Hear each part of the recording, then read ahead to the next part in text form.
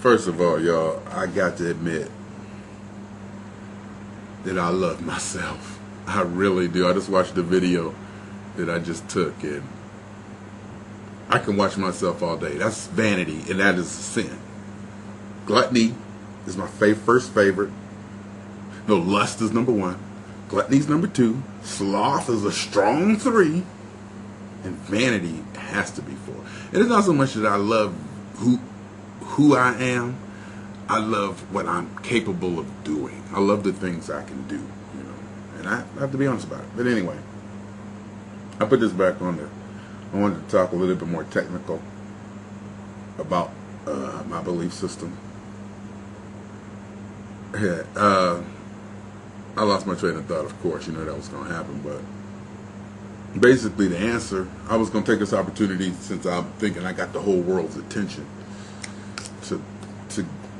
to shoot out my thought, you know, to go out there as far as I can about things. And the answer, I think, to the whole thing, without even, you know, going through all the bullshit talk about this and that, the answer is multiple universes.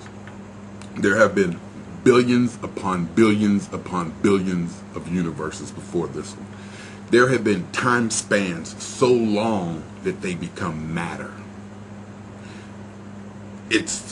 We're talking scales beyond. There's no reason for me to believe that this is the only universe. There's nothing in nature I've only seen one of. There's nothing in any type of physical nature that I've only seen one of, you know. And the reason multiple universes solves all the problems, quote unquote solves all the problems, is because it brings all the odds down to the origin of life, you know. And then you start talking time spans that where universes had time to evolve. The mechanism that created life, not life itself evolving, but it does. The mechanism that creates life evolves.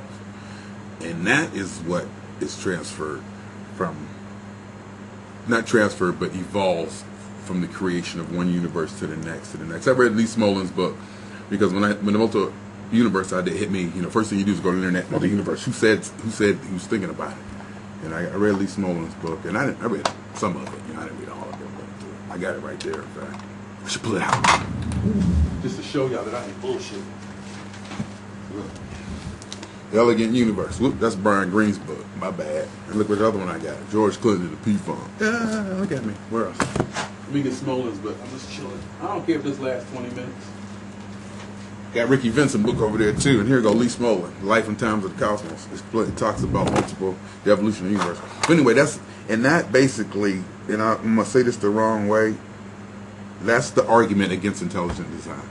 That is the argument against intelligent design. There's been billions upon billions of universes, and it's not, and I don't mean like, and I'm not thinking, and I might say this wrong, and I'm not thinking in a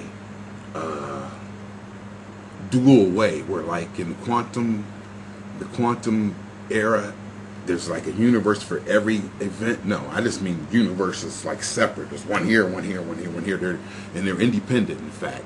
They almost, and I'm not even sure if they can interact. I'm pretty sure that they can interact. I talk more definitely when I'm not on YouTube, so watch me kind of use maybes and stuff. And anyhow, and hell, while I'm out there, I'm going to go out there. Since we're going out there. I don't believe light is constant for all observers. I believe light, the speed of light varies. I don't believe light is the constant. I believe time is. And I'm going to say this wrong, and I'm going to go out there on a limb. Maybe our physics, and see, that's it, maybe. What I really want to say is our physics needs to be reshifted to where time is finite and light is the non-constant, where time is constant. Because they say time didn't start until the beginning of the universe. And that's true, the time within the physics of the space-time in our universe. But there's a time beyond that. There's a time span that all time spans are under, you know. And that's a true time. Yeah, time in our universe, if you're using that to explain the mechanics of how, and the physics of our universe. But I think time is the constant, and you have to, and we may or may not need to shift our physics to indicate that time is the constant and light varies. you know, because I don't believe it's the same for all observers.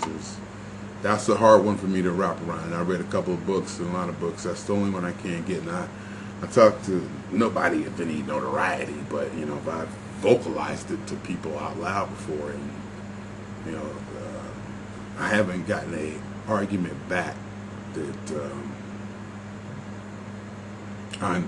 you know, that I understood or not that I understood, but it didn't hit me. And I even read Einstein's book on embankments and all that. But anyway, but that's it. And that's the big one out there. That's the big one. That's the big Jeffrey Scott, atheist, black boy P-Funk one. That time is the constant. Light varies. And